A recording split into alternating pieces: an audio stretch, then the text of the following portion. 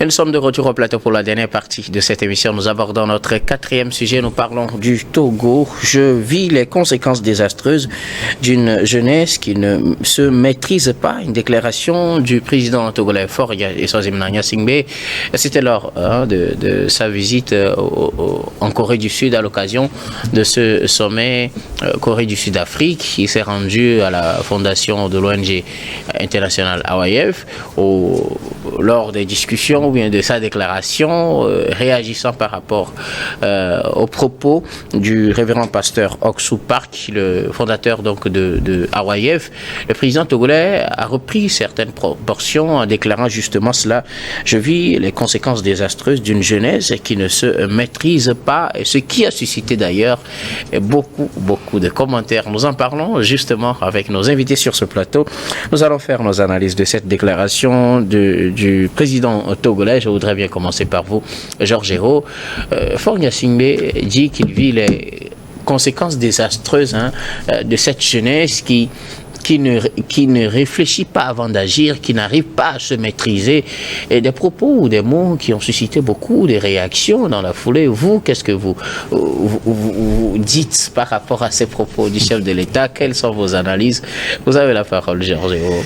Guillaume, je pense que c'est un exercice ardu, laborieux, parce que je n'ai pas la prétention quand même d'interpréter ou bien d'analyser les propos d'un homme de telle envergure, qui est notre chef d'État que vous connaissez, qui mesure l'ampleur de ses propos et toujours qui place les propos dans leur contexte.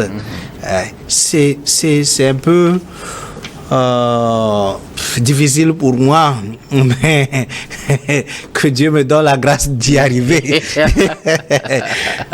En fait, quand je vois sur la toile tout ce qui se passe, j'arrive quand même à analyser les propos du président Faure Gnassingbé sous trois angles. Sous trois angles. D'ailleurs, premièrement, il faut quand même voir dans quel contexte le président est en train de tenir ce discours. Il tient ce discours-là devant le fondateur, le président de l'ONG AEF, qui est quand même dans le changement de mentalité. L'AEF qui a parcouru les 117 communes du Togo sur le changement de mentalité et surtout sur le cas de la Corée du Sud, comment la Corée du Sud est arrivée à un moment donné et à surmonter les obstacles et à arriver à ce niveau. Et on a placé le changement de mentalité sur quand même l'élément le plus important qui a contribué à ce développement-là. Et d'ailleurs, pour le développement, comme je le dis, l'économie Rosto, il a dit pour qu'un pays se développe, ou qu'une sous-région se développe, ou qu'un continent se développe, qu'il y a 5 étapes. Et la mentalité, ou bien le changement de mentalité, est l'élément prépondérant pour le développement.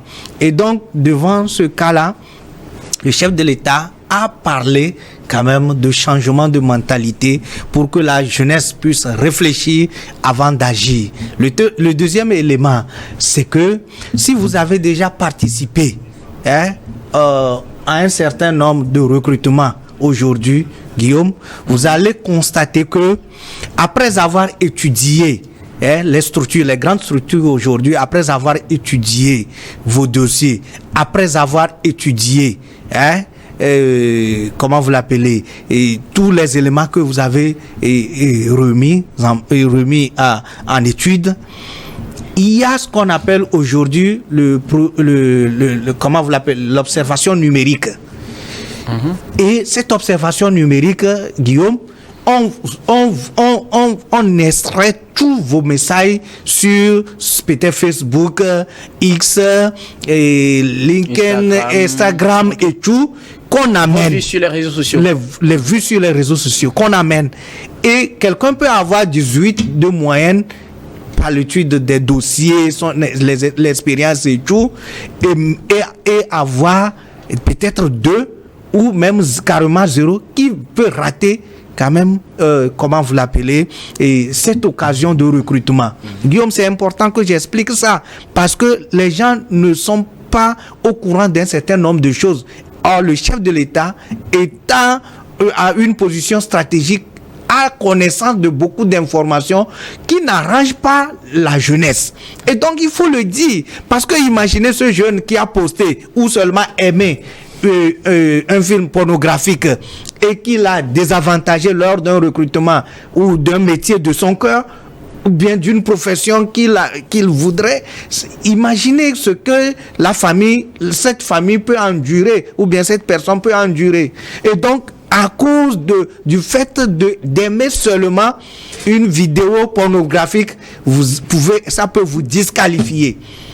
Et donc, il est essentiel qu'on puisse quand même faire, comment on l'appelle, le développement personnel, ou bien permettre à cette jeunesse-là de comprendre un certain nombre d'enjeux. Je l'avais souligné d'ailleurs quand je parle de contexte, premièrement. Je voudrais aussi parler de terrorisme, parce que je ne l'avais pas bien explicité dans ce que je disais. Parce que nous sommes dans une sous-région où il y a le terrorisme. Le terrorisme recrute qui? Les jeunes. Et ces jeunes-là, qu'on les recrute, on leur présente la vie comme étant dans le terrorisme, vous pouvez avoir ceci. Alors, s'il y a cette réflexion, comment se fait-il qu'on donne l'arme à un jeune d'aller tuer son frère, d'aller déstabiliser son pays, d'aller déstabiliser sa sous-région ou bien son continent? Il accepte. Comment vous ne pouvez pas? C'est des cris d'alarme. Vous savez, le chef de l'État, c'est comme un papa. Et quand il voit la jeunesse à l'œuvre, ça dit que ça l'attriste, ça lui fait mal. Et pour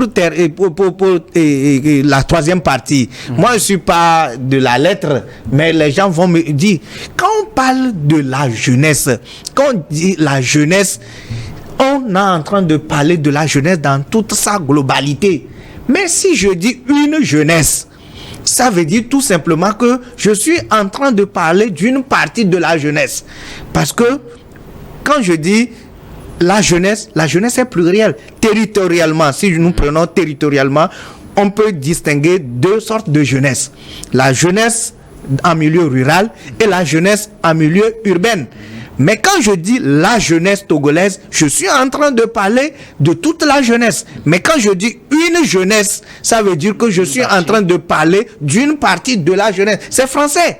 Moi, je ne suis pas de la lettre, mais je sais que c'est français. Parce qu'on parle d'une jeunesse. On ne parle pas de la jeunesse. Donc, il ne faut pas que les gens de la sous-région, de nos pays, des autres pays, pensent qu'on est en train de parler de toute la jeunesse. Le chef de l'État togolais parle de cette jeunesse-là qui facilement ne réfléchissent pas aux conséquences désastreuses de ces actes et ils agissent. Donc, quand quelqu'un agit comme ça, avant de savoir que, parce que on a vu dans certaines localités la manière dont on a démilitarisé les jeunes. On a vu que les gens ont regretté d'avoir participé à la guerre. Les enfants qui ont participé à la guerre, les gens ont regretté. Et on a compris tout simplement que c'est des gens qui ne savent pas la conséquence de leurs actes. Et donc, en tant que chef de l'État, vous êtes dans une ONG qui déjà contribue au changement de mentalité dans votre localité et qui veut en faire plus dans votre sous-région, je pense que il faut le dire. Combien d'entre nous, parents ou bien je ne sais pas quoi, ne dit pas que ou bien on ne le dit pas, ou les jeunes d'aujourd'hui, ou bien c'est parce que le chef de l'État l'a dit. Non. Donc je pense que il faut que quand même qu'on puisse comprendre. Oui, et puis c'est ce que je voudrais dire par rapport à ça. Merci beaucoup à vous, Georges-Hérault. Vous avez été long, mais je pense qu'on vous a compris. Alors, pour replanter le contexte, comme je le disais, le chef de l'État togolais était en Corée du Sud. Il était à la fondation d'Awayev.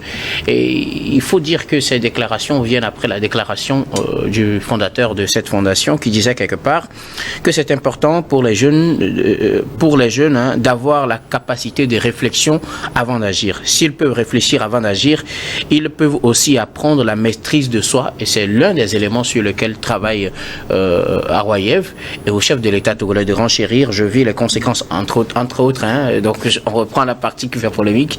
Je vis les conséquences désastreuses d'une jeunesse ou d'un jeune qui n'arrive pas à réfléchir avant d'agir, qui ne se maîtrise pas. Fioclou Adam Blenou, vos analyses.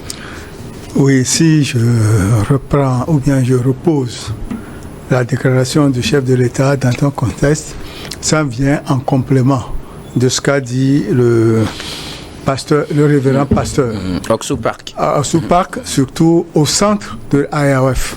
Quand nous savons que l'AEF est une ONG internationale qui a une base à Lomé depuis une dizaine d'années et qui participe à la formation de la jeunesse togolaise, nous pouvons dire ici et maintenant que selon le contexte, le chef de l'État n'a pas fait une déclaration contraire à ces principes.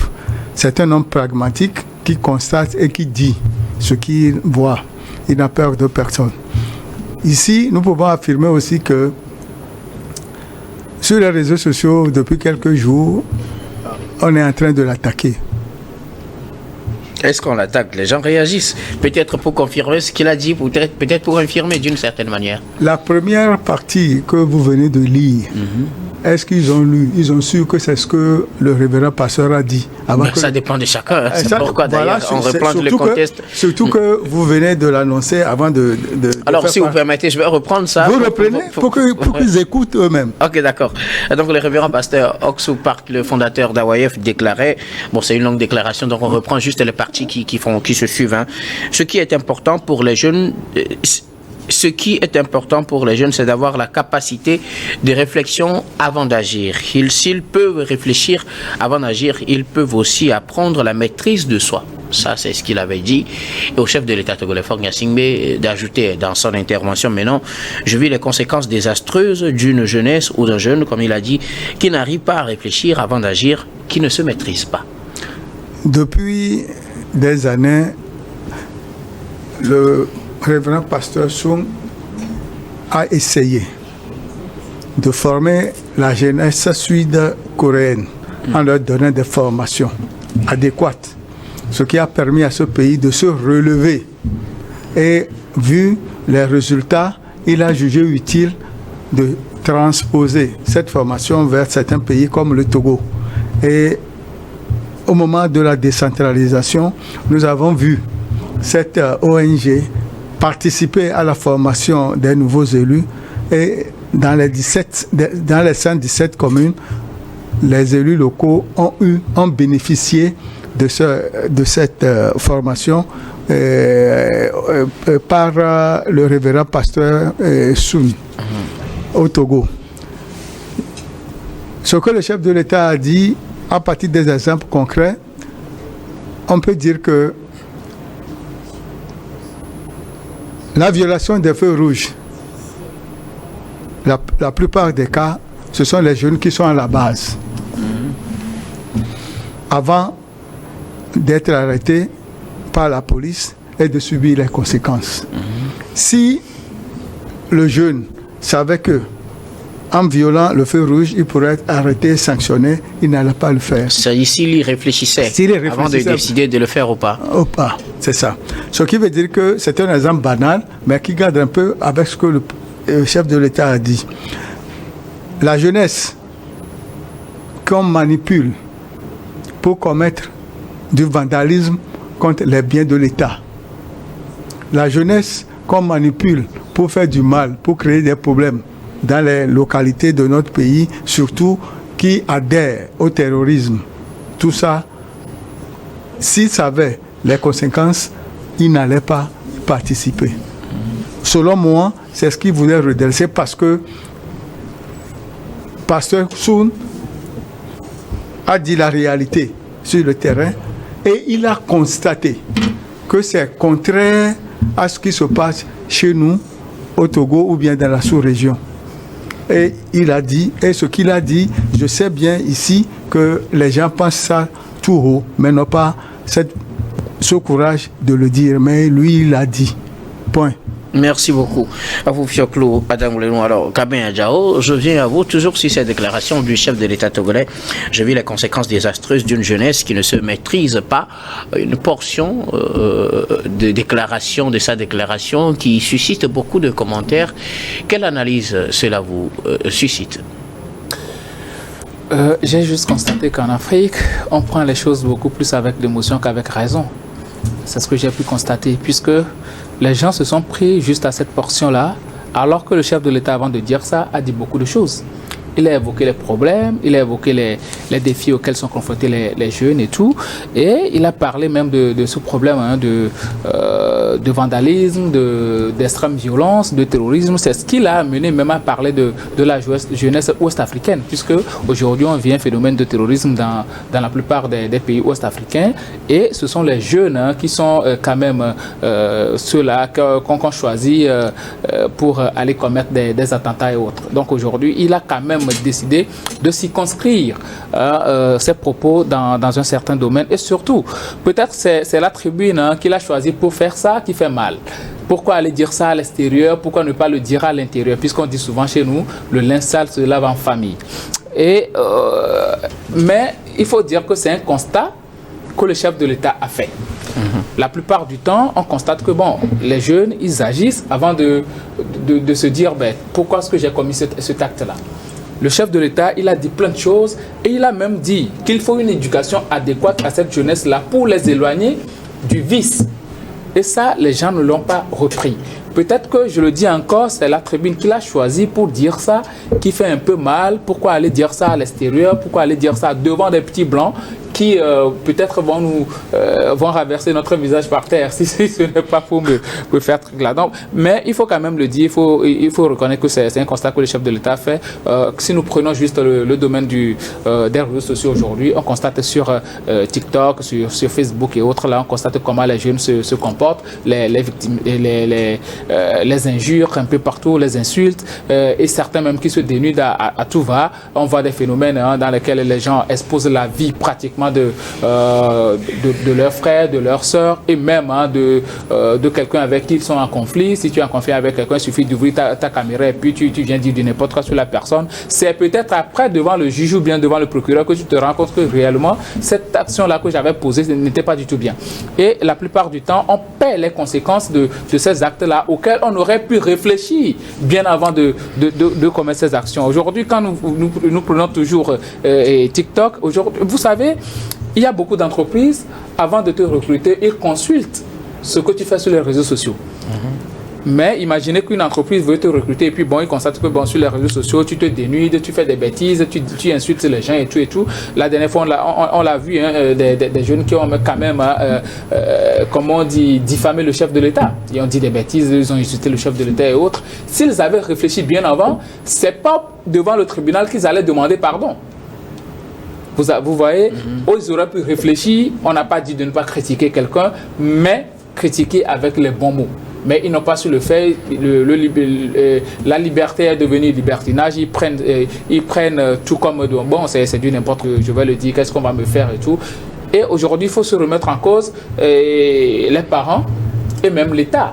C'est là aussi on doit se poser la question de savoir, puisque le chef de l'État l'a dit, mais la responsabilité aussi, ça incombe à l'État, puisque l'État n'a pas su encadrer ces jeunes-là. Aujourd'hui, quand nous prenons le ministère de l'enseignement, avant c'était le ministère de l'éducation et ça englobait tout, mais aujourd'hui ça se concentre juste sur l'enseignement et ça aussi ça pose un certain nombre de trucs. L'enseignement voilà. Et puis on dit et puis voilà quoi, vous m'enseignez et puis basta, je m'en vais à la maison et puis tout ce que je fais ça n'engage que moi. Et même les parents, il y a beaucoup de parents qui ont démissionné aujourd'hui, et quand nous prenons aujourd'hui dans les rues, il y a beaucoup plus une proportion des enfants qui sont dans les rues, et surtout les enfants font ce qu'ils veulent parce que les parents du matin au soir ils quittent la maison, peut-être le papa il revient à 19h, à 20h, déjà les enfants sont déjà couchés ou bien ils sont déjà très fatigués, le parent même ne peut plus voir ce que les enfants ont fait dans la journée, ce qui fait que la société est beaucoup plus en train d'éduquer ces jeunes-là, et ces jeunes sont beaucoup plus induits en erreur. C'est pourquoi d'ailleurs le chef de l'État parle du fait qu'il faut créer un environnement, il faut créer un cadre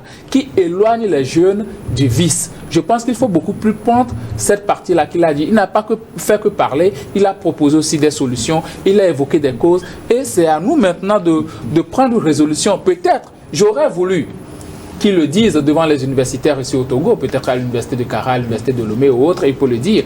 Mais bon, à l'étranger, dire ça comme ça, peut-être que c'est ça qui verse un peu les Togolais, même les Ouest-Africains, puisque j'ai vu les Béninois, les Ivoiriens, autres, là, poster la vidéo, écrivent du n'importe quoi. Mais la vérité, parfois, ça fait mal. Il faut juste reconnaître qu'à un certain moment, la plupart des jeunes, moi je ne dirais pas toute la jeunesse ouest-africaine ou bien toute la jeunesse togolaise, mais la plupart des jeunes agissent bien évidemment avant de se dire, je ne vais pas dire avant de réfléchir, mais avant de regretter que cet acte-là que je viens de poser, réellement, je ne devrais pas poser ce genre d'acte. Et malheureusement, souvent, on est sous le coup de la loi avant de s'en rendre compte. Donc, il faut bien penser nos actions avant de savoir quoi faire prochainement. Ok. Alors, Georges, vous voulez ajouter quelque chose? Oui, en fait, je voudrais aussi le dire, surtout pour les réactions de nos frères des autres pays de l'Afrique de l'Ouest, qui pensent que quand le chef de l'État a dit ça, peut-être même, moi je le dis, pas parce que c'est devant les Sud-Coréens, non. En fait, en bon africain, Guillaume, je ne sais pas si déjà tes parents ou bien quelque chose comme ça, ils sont avec les voisins, ils sont avec les cousins, on parle du chant, il dit, moi, mon enfant, mon garçon là, il n'aime pas m'accompagner au chant. C'est dit que c'est pour dire que c'est des choses sur lesquelles c'est non. En fait, laissons l'hypocrisie à part. Est-ce que ce que la personne dit, est-ce que c'est vérifié? Est-ce qu'on doit travailler là-dessus? C'est ce qui est important. Donc, on ne parle pas dans sa globalité. Est-ce qu'il ne revient pas d'ailleurs à leur responsabilité de travailler dessus? Oui. Est-ce à lui de faire le constat ou plutôt c'est pour cela qu'on sollicite aussi l'appui des partenaires qui peuvent nous aider. Ou bien, si tu dis qu'il est devant un partenaire qui est dans le domaine. Si c'est qu'il était quelque part où les gens ne peuvent pas nous aider, là d'accord, moi je suis devant quelqu'un qui peut me trouver solution, ou bien qui m'a proposé un produit où je peux trouver solution. Je m'expose, je lui parle de ma maladie et il vient avec les produits pour venir me guérir. Comment je peux couvrir ma maladie devant le docteur, le médecin qui va me soigner? Beaucoup. Ce n'est pas de l'hypocrisie. On vous a compris. Merci beaucoup. Nous sommes pratiquement à la fin de ce numéro de Regard Croisé. Mais avant de nous séparer, nous allons faire notre dernier tour de table. Ce sera pour vos mots de fin sur un sujet de votre choix. Je commence par vous, Gabin Adjaro. Oui, puisque nous sommes dans la dynamique de la jeunesse, je vais quand même demander encore une fois au chef de l'État, puisque on demande à chaque moment de faire face à la jeunesse, de discuter avec la jeunesse, je vais lui demander d'organiser le Forum national de la jeunesse pour discuter avec les jeunes réellement, et surtout peut-être aussi de faire un tour dans les universités de Lomé, parce qu'il me semble que depuis qu'il est venu au pouvoir, il n'a jamais été dans une université du pays, alors qu'on a 2 universités, les jeunes veulent discuter avec lui, les jeunes veulent prendre exemple sur le président de la République. Je pense qu'il serait de bon ton que le chef de l'État, son Excellence Fosazina Nastingbe, fasse un tour dans les universités et soit beaucoup plus proche des jeunes pour leur parler. Lui-même, il vient d'évoquer un problème par rapport à la prise de position des jeunes sur certaines situations. Je pense qu'il serait de bon ton de faire en sorte que ces jeunes-là puissent se reconnaître en lui et prendre conseil auprès de lui. Merci beaucoup à vous, Gabin Adjaro. Vous êtes juriste et directeur des cabinets juristes Consulting. Merci d'être passé sur ce plateau. Merci, docteur. Jacques-Louis Adam Blelou, vos mots de fin. Ce lundi 10 juin, c'est le début de l'examen du BEPC. Je prie les usagers de la route de faire attention afin de permettre aux élèves la bonne traversée des chaussées. Merci. Merci beaucoup. À vous, Fioclo Fradanglenou, vous êtes journaliste, directeur de publication du journal Enquêteur. Merci d'être passé sur ce plateau. C'est moi qui vous remercie plutôt pour votre invitation. Georges Hérault, vos mots de fin. Nous sommes toujours au temps de pluie et avec le communiqué du gouvernement concernant les zones inondables. J'étais en train de discuter sur une plateforme des anciens camarades et un camarade a fait une proposition que je trouve assez pertinente. Je le dis ici, il demande aux autorités, et moi je l'approuve aussi, c'est pourquoi je le dis, de veiller sur les zones inondables. Les zones inondables, il ne faut pas permettre aux gens d'aller construire là-bas. Qu'on donne tous les noms à nos autorités qu'ils ne permettent pas. Qu'on décrète ces zones-là d'utilité publique et qu'on veille à ce que, même s'il y a quelqu'un qui commence un début de construction, qu'on l'arrête automatiquement. Parce que ça crée d'autres ennuis à ces mêmes autorités.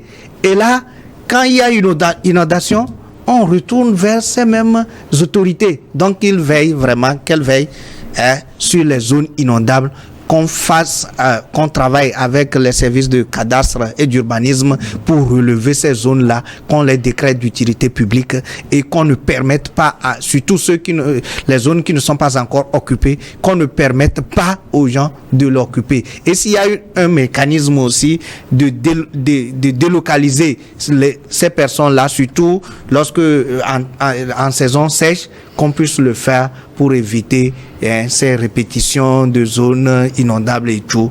C'est ce que je voudrais dire. Merci beaucoup. À vous, Georges Eho, vous êtes acteur politique togolais. Merci d'avoir accepté notre invitation. Merci beaucoup. Et nous disons également merci à toutes les équipes techniques et rédactionnelles qui nous ont aidés à préparer, à présenter cette émission. Merci beaucoup à vous, Richard Koufanga à la réalisation, à Gaston Afano à la diffusion, à Rebecca Vessou et Stéphane Kouonou à la caméra. Surtout, merci à vous, très chers téléspectateurs, de nous avoir suivis. C'est la fin de ce numéro. Je vous retrouve demain avec le même plaisir pour un autre numéro.